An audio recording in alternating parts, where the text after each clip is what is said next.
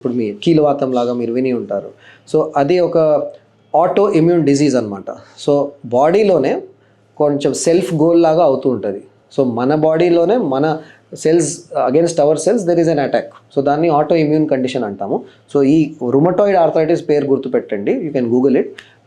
ఆ కండిషన్లో అది అవుతుంది and that can happen at any age. So young పేషెంట్స్లో కూడా మనం ఎక్స్పీరియన్స్ చేస్తాం. సో ఇది line of treatment completely separate. So as a doctor I have to differentiate ఏది రుమటాయిడ్, ఏది ఆస్టియో ఆర్థరైటిస్ అంటే ఏజ్ రిలేటెడ్.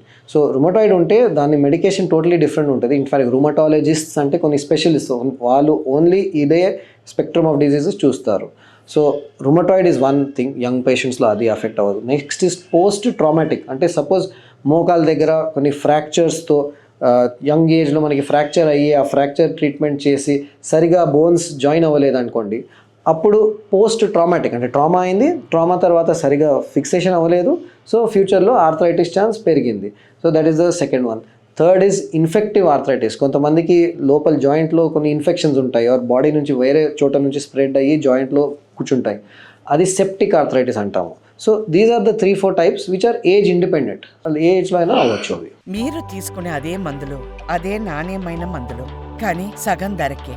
అవును, మెడ్ ప్లస్ బ్రాండ్స్ పై 50-80% తగ్గింపు.